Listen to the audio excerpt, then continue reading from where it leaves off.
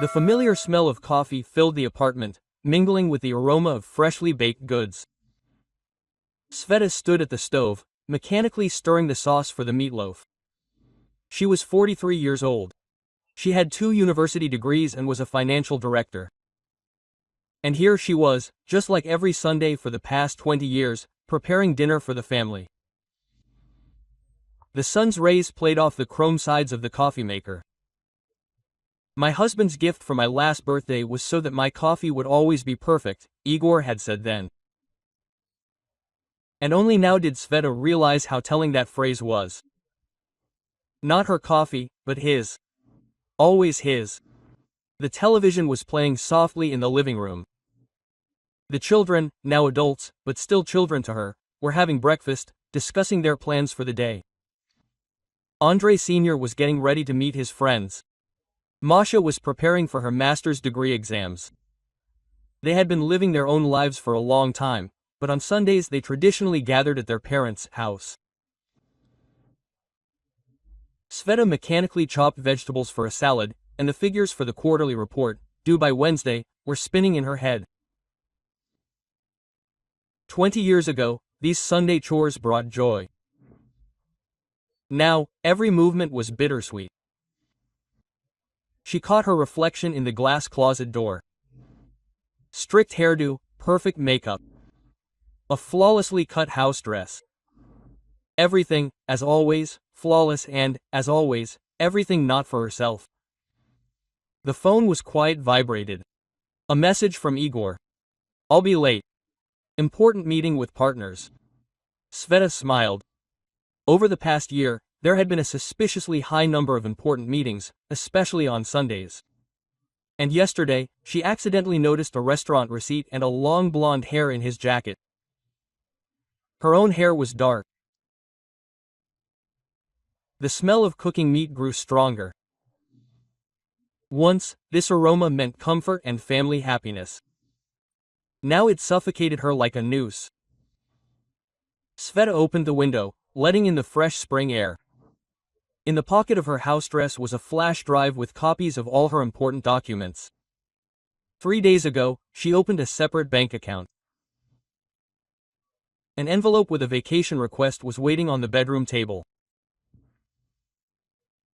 She didn't yet know that in a few hours her life would change dramatically. For now, she was simply preparing Sunday lunch, as she had done for 20 years in a row. Only her hands, cutting the meat, no longer trembled. The day slowly rolled towards evening. Sveta put away the leftovers of dinner that the children had never finished. They scattered to their own affairs immediately after dessert. At any other time, she would have been upset, but today she was even glad of their absence. Something hung in the air, a premonition of the inevitable. Turning off the dishwasher, she stopped in the middle of the kitchen, listening to the silence of the apartment. 20 years ago, she and Igor had moved in here young, in love, full of hope. Sveta remembered how they chose wallpaper, argued over the color of the curtains, how he carried her over the threshold in his arms. Now, every corner was saturated with the bitterness of unfulfilled expectations and silent resentments. Her gaze fell on a family photo on the refrigerator from 5 years ago, from a vacation in Greece. Tanned, smiling faces. Andrei was still a schoolboy, and Masha had just entered university. Igor put his arm around her shoulders, and his eyes did not yet have that cold detachment that appeared later. When did it all begin to fall apart? At what moment did their marriage turn into a theater of their own actors? Where she played the roles of wife, mother, housekeeper, and personal chef. Sveta went to the window. In the yard, a neighbor was walking her dog. Every day at the same time, like on schedule. The world around her lived its measured life, but inside she was seething. In the morning, collecting her husband's shirts for the laundry, she found another receipt from the restaurant and theater tickets for last Friday, the evening when he was supposedly at important negotiations in another city. Her phone vibrated again. A message from a friend. "How did you decide?" Sveta didn't answer. For a month, Nina had been persuading her to move to a rented apartment she had found for her near work. "You're Sveta's financial director. You can afford to start all over again," she said, and she was right. Money had long ceased to be an issue. The problem was finding the strength to admit the obvious. The sound of a door opening was heard in the hallway. Sveta shuddered. Igor never returned so early on a weekend. His footsteps, the sounds down the hallway sounded different. Heavier, more confident. She turned toward the kitchen door just as he appeared on the threshold. A wrinkled suit, an untied tie, the smell of someone else's perfume mixed with alcohol. "Are you home?" he said, not looking at her, and headed straight for the refrigerator. He exuded some new, unfamiliar aggression. "What's for lunch? I hope it's not your stinking salads." Sveta was silent, watching him rummage through the food containers, carelessly spilling drops of sauce onto the spotlessly clean floor. "By the way, I decided to come back early. This meeting didn't go well. Mom, you see, doesn't want to take care of me anymore, can you imagine?" He spoke mockingly, and Sveta suddenly understood. He knew about her conversation with his mother, about what she told her mother-in-law about his infidelity, about the humiliation, about everything. The smell of the rogu she had prepared that morning still hung in the air. "Oh, it smells like meat. At least I'll eat properly." He reached for the pot, but his movements were imprecise, abrupt. The next moment, the bowl of food that Sveta was holding in her hands flew to the floor, splashing sauce all over the kitchen units. The clatter of the dishes echoed off the walls, and in the ensuing silence, only Igor's heavy breathing could be heard. Drops of sauce slowly trickled down the snow-white doors of the kitchen units. Sveta looked at this dark red disgrace and felt something inside her finally break. 20 years of humiliation, pretense, and silent patience turned into these red streaks on the white background of her perfect kitchen. Igor stood above her, towering with all his considerable height, and something between contempt and defiance could be read in his eyes. He was clearly expecting the usual reaction: apologies, fussing with a rag, attempts to smooth things over. But Sveta suddenly clearly understood. It's time for this circus to end. The silence rang in her ears. Drops of sauce continued their slow journey along the kitchen units. The cabinets, leaving red trails behind them, like bleeding frames on snow-white enamel. Sveta looked at this chaos with a kind of detached calm.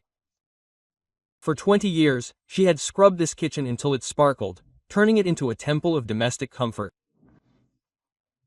And now she stood and watched everything crumble, and not a drop of regret remained inside. "What, you're not even going to clean up?" Igor stepped closer, swaying. He reeked of expensive whiskey and someone else's perfume. A cloyingly sweet aroma, completely unlike her beloved jasmine.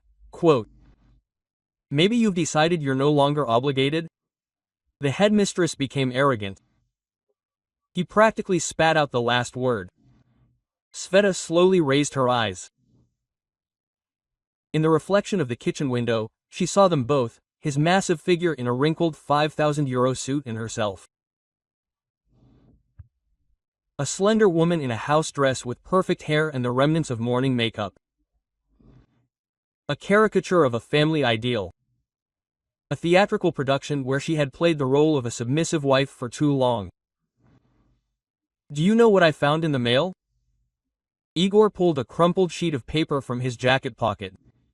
"A notice from the bank. You opened a separate account? Seriously? Have you decided to do something behind my back?" He threw the paper on the table, where it landed next to a vase of her favorite peonies. Her little weakness, the only thing she bought for herself, and not for her family. The peonies were light pink, delicate, with droplets of water on the petals. She bought them that morning for market while doing her usual Sunday shopping. These flowers always reminded her of her mother, of how they tended the garden together at their old house. "Never let anyone take away your essence," Mom said. Only now did Sveta understand what exactly she meant. And what was this? Igor was already rummaging through her desk drawer, throwing papers on the floor. A vacation application, tickets. "Are you going somewhere?" Her voice rose to a scream. Decided to run away to her lover. Yes. This phrase about a lover was the last straw. Sveta felt something inside finally snap, as if a string stretched to the limit for too long had snapped. Everything fell into place. Receipts from restaurants, late meetings, business trips that smelled of other people's perfume, the condescending smiles of his colleagues at corporate parties. "No, Igor." Her voice sounded unexpectedly firm.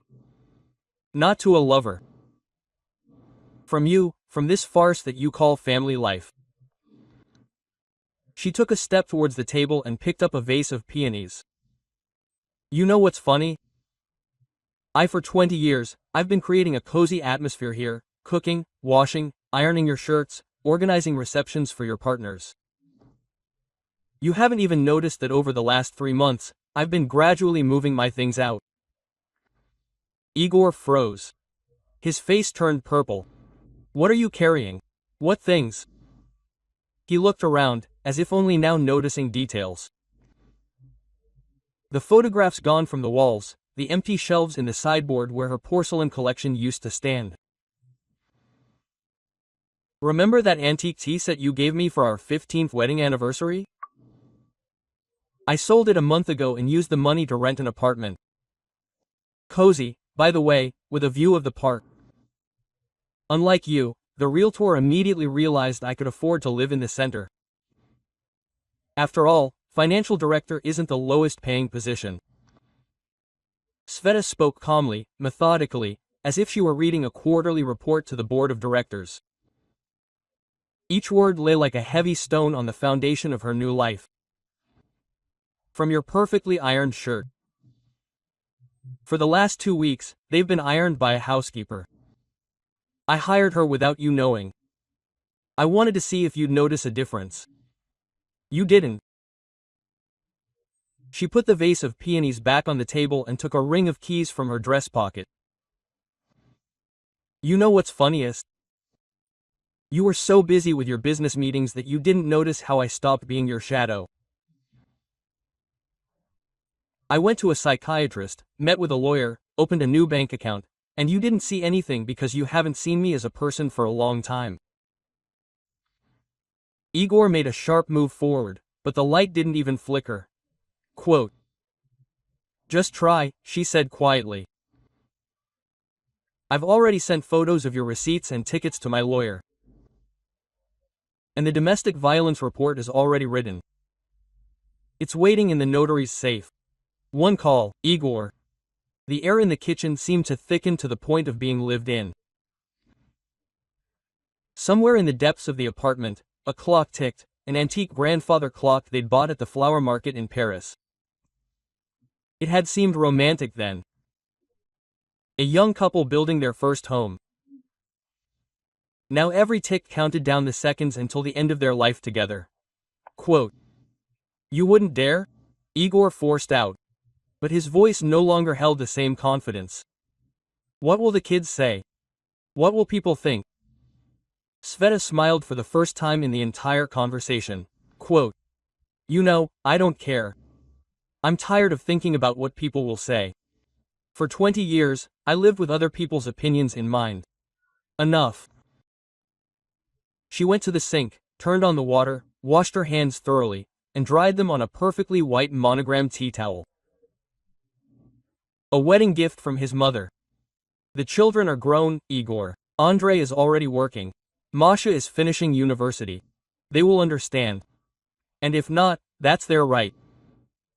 I'm no longer going to adapt to other people's expectations. Sveta took her bag off the hook and pulled out a folder of documents. Here's the divorce petition and the property settlement agreement.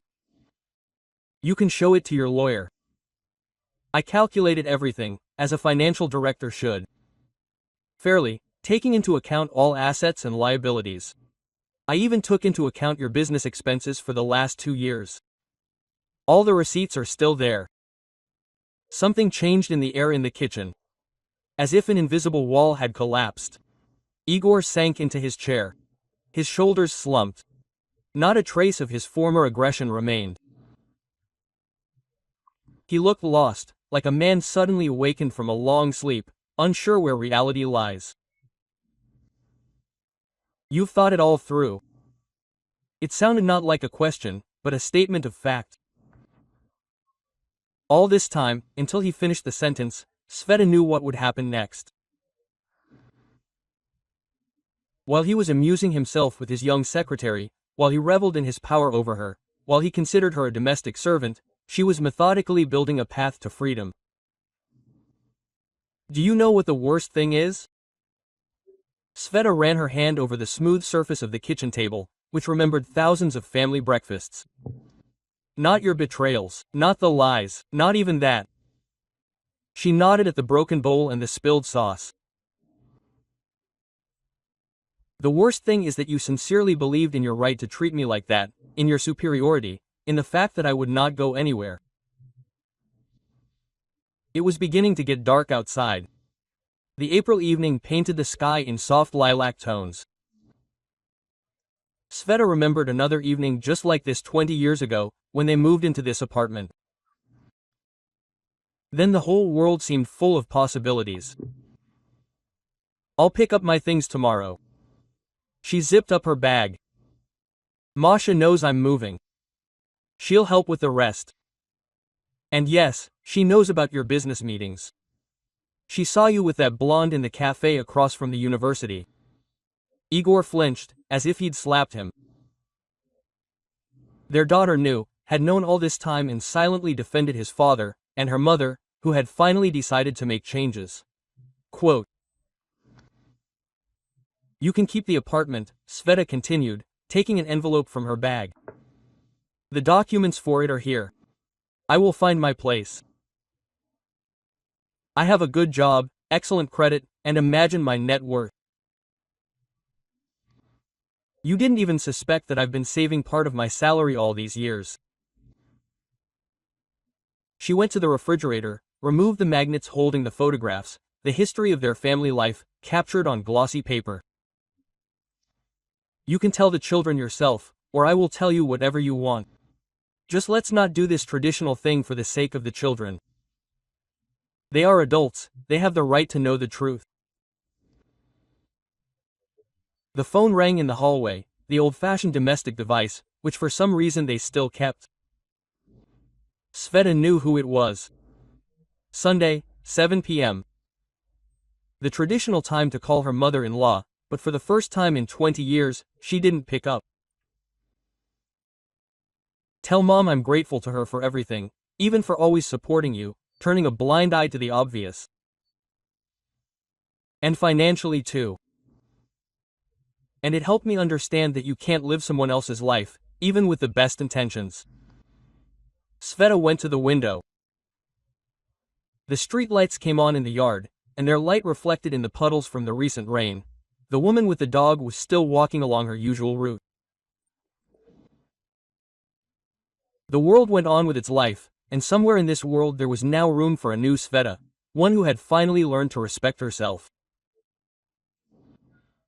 I'll leave the keys on the table. She placed the bunch next to a vase of peonies.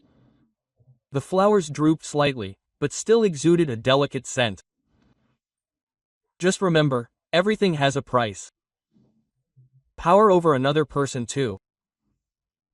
And sometimes the price is too high. She headed for the exit, but stopped at the kitchen door. You know what's funny? I really loved cooking. I loved this kitchen, our family dinners.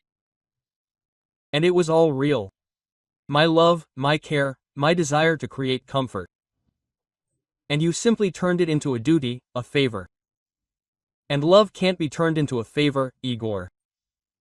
It dies from that. Her last glance at the kitchen, impeccable order, marred only by red streaks of sauce on the white cabinets. Sveta suddenly realized she didn't want to clean it up. Let it remain as a reminder of the day when the perfect picture finally shattered, revealing the true state of things. Her heels beat a precise rhythm on the parquet floor as she walked to the front door. Svetlana Alexandrovna Voronova, the financial director of a large company, was no longer her husband's wife. She had finally become herself. The phone rang in her bag. Nina, her faithful friend, was probably worried. And Sveta smiled, knowing that today, for the first time, she would tell the whole truth about her plan, about the secret apartment, about the new life that had not begun at this moment. No, it began months ago, when Sveta first allowed herself to admit she deserved more. The front door closed behind her with a soft click. The scent of peonies and spilled horns still hung in the air. The last dinner she cooked in this house. The unknown lay ahead, but for the first time in years, this unknown didn't frighten her. It beckoned. Thank you for listening to the end of this story. Share your thoughts in the comments. Subscribe to the Street of Stories channel and share this video with your friends. It inspires us to create new, interesting stories every day. Don't miss the new video, which you'll see on your home screen right now. All the best, and be happy.